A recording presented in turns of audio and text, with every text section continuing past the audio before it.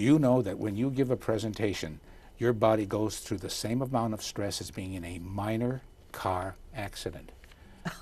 Really? Think about that. When you give a Really? presentation, and people also, like in meetings, when they have to give a 20-minute presentation, they're tired for the rest of the day. Tremendous energy because you're standing there and you're doing that, and they're all looking at you, waiting for you to make a mistake. Well, you know, I have to tell you, listening to what you just said, I do a lot of workshops and seminars, that type of thing, and I get so energized from the intimacy between me and my class and having those individual conversations and them getting to know me and vice versa, that I just feel so much more alive after I've done that. Sure, that's because you broke the line. You know that there is no difference. There's no difference between the audience and you. Yes. And as a performer, I've done acting. When you get that feeling with you that there's a oneness, that the audience is completely with you, it's sweet. It's up there. It's up there, excuse me, as far as sex is concerned. That's how great it is to have that oneness. That's why performers, when they're not performing, are miserable people, because they want that essence of being in front of people and really showing themselves and coming from here. Good performers come from here. Well, I think the storytelling for me was the breakthrough, as I got to tell my funny stories and other stories about life that would be meaningful to the subject that I was talking about. And storytelling is excellent. And you know why people love stories? Because they paint pictures for people's ears. Exactly. So I tell my clients, if you have a point, make a point, tell a story or an analogy, and then tell them why you did that. It's called point, story, point. Now, nowadays, at one time, people were told when they were giving a presentation to look over the heads of the audience. Oh. Now they don't do that anymore. You know what they do? They hide behind PowerPoint. Oh, I got a story. You never see the person. I don't know if anybody's ever had that. Oh. Especially, by the way, Badeish, especially if it's after a heavy lunch and you don't see the person and there's a PowerPoint going on, and the only thing you see in the audience is people trying to keep their head up from falling asleep because they just had a great lunch. PowerPoint is the way that people hide. I tell my clients the first thing you want to do for the first few minutes in any presentation is to stand in front of them and answer this question. Why should I listen? What's in it for me? It's called the so what factor. Yes. So why are you telling me this? So why is it important? How is it going to affect me? And that's kind of what I do. Don, I have got to tell you this funny story about PowerPoint. Okay, you better paint a picture. Okay, paint a picture. Oh, I think I can. Okay. Paint the picture. I was standing in front of about 35 women. Okay. It was a club that I had belonged to. Okay. And they asked me to give a presentation. And it was my first presentation with PowerPoint. Okay. So I brought in somebody that knew how to run the machine and all of that. And I had lots of images that were keying into the subject. Well, I got so excited and so enthusiastic with the feeling that was going on that I lost track of my body and where it was standing. And I was in front of the projector and the image, and it was a beautiful image. Yes. It was a gorgeous image, but it was on my body, and I stood there so out of touch with my body and more into giving to them.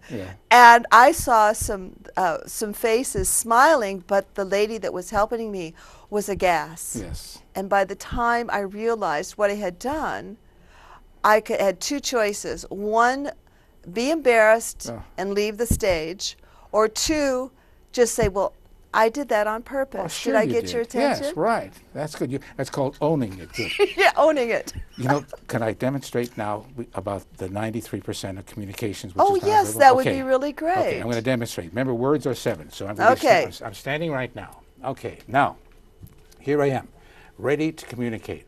The first thing we look at is the body posture. Your body is a reflection of what's on your mind.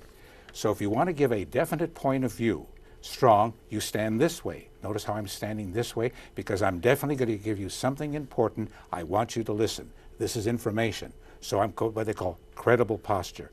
Now all of a sudden, I want to switch it around, and I want to break it so that the audience also wants to get involved. So I switch my posture from this to, okay, do we have any questions? Now see what I just did? Now Yes. this is called more approachable. And by the way, also, if you want questions from your audience, you also do this. Okay, it's time for questions. You put your hand out there, and they'll mirror it. So that is the posture.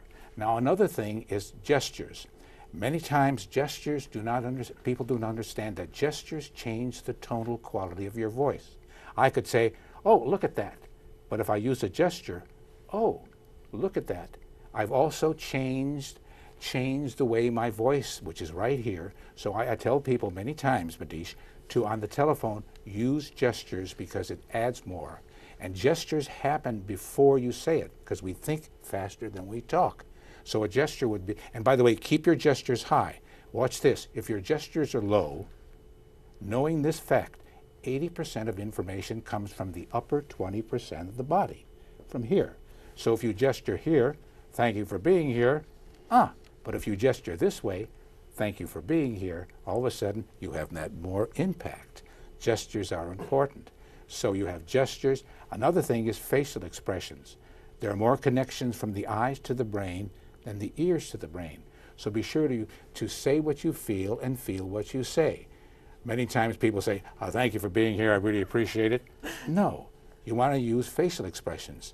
Thank you for being here. I really appreciate it. Because then people get the feeling that you're really talking and using that whole essence, your mind, your body, and your spirit. Gestures are very important. Another thing that we do is we have a tendency not to use a thing called the pause. When you pause, you make people stop, look, and listen. I'll demonstrate. Watch this. I'm going to tell you something very important that could change your life. Now watch this, Badeish. I'm going to use the pause. I'm going to tell you something very important. Pause. It can change your life. Yes. All of a sudden, people are getting the essence of it. Because when you pause, you're making people stop, look, and listen. What's he going to say next? So use your pauses like commas or periods. That's some of the things that we do with the nonverbals. I might have forgotten some more, so I have to go back to my notes. Thank you. Thank you for that demonstration. Okay, thank you. Okay, along a parallel line, what are some of the communications that would turn someone off? Yes, turn off. Well, the turn off. Okay, good. People who don't give you eye contact. Eye contact is very important. It is. Now, we males have a tendency not to want to give as much eye contact as females do. Males have a tendency to use communication more to rank. Women have a tendency to use communications for linking. Men are into power structures. Yes. Now it's changing. It's changing in corporate America. It's very, very good. So eye contact is very important. Okay. If you don't use eye contact, who are they talking to? By the way, when you're with a big audience, you give eye contact as much as possible. Yes. In fact, you know what? When you're giving a speech, more eye contact will relax you more.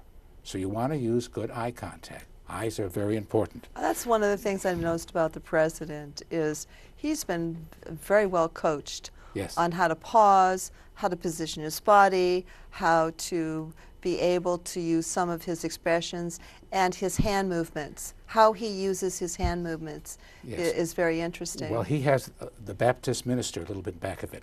He is so good at that. Yeah. It is so good, and I've seen videos on it. Many times people do not really hear the words. They go along with the rhythm, and they start getting into the rhythm. Remember, there's that rhythm that happens. Well, that's a form of hypnosis. Yes, it is. And that, I experienced that as a small child. Yes. When, we went to certain churches when I was a small child. Listen to my... Boy, that was a cadence, and they would work people up until they were crying and very emotional. There's an essence. So, back to number 2. 24% of people don't like it when you don't give eye contact. Okay, next one. Using poor grammar or mispronouncing words. I grew up in Chicago. I had a mother and a father, and that's how we talked in Chicago, you know? And we use things like, you know how it is, and we do that, and we mispronounce words. According to Gallup poll, 63% get aggravated with people who use poor grammar. What do we do when we are giving a presentation and we have mispronounced a word? Do we?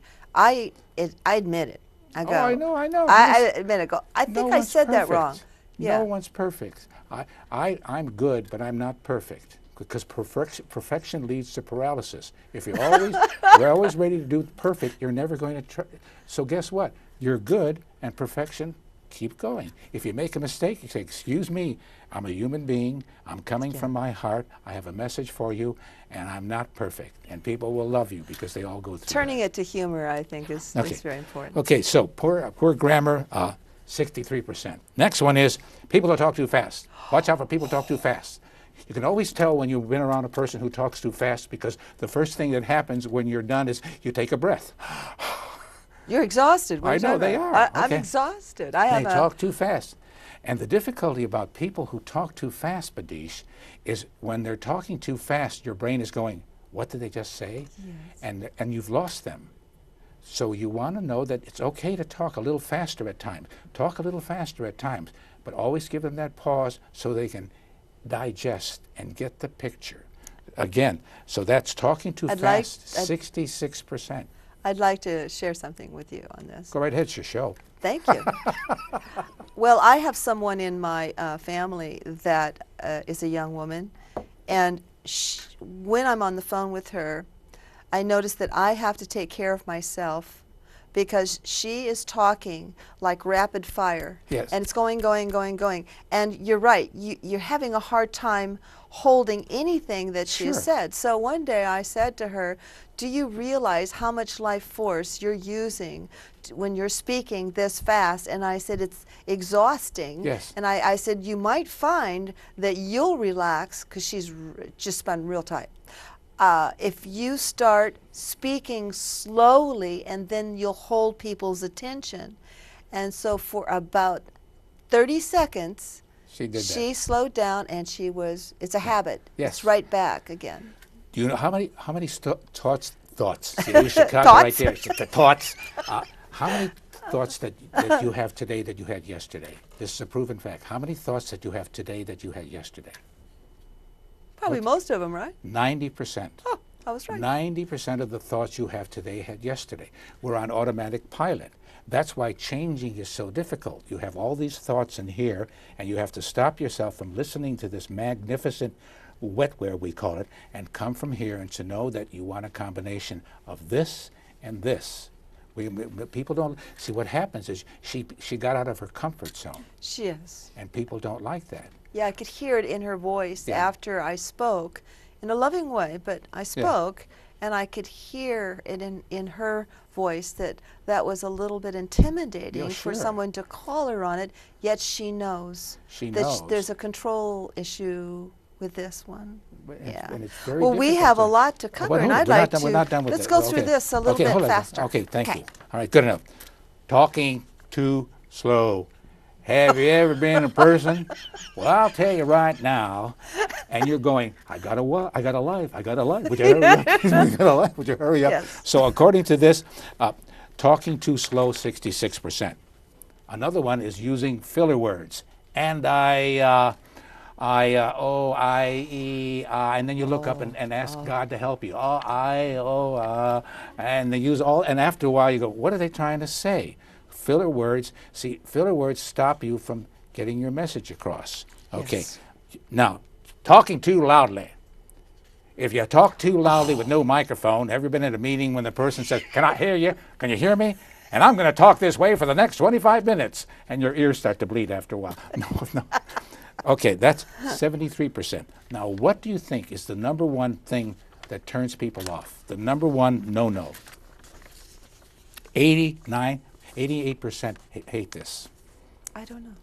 It's interrupting. When you interrupt the person, you're telling to them, whatever you're saying is not important. I got something more important to say.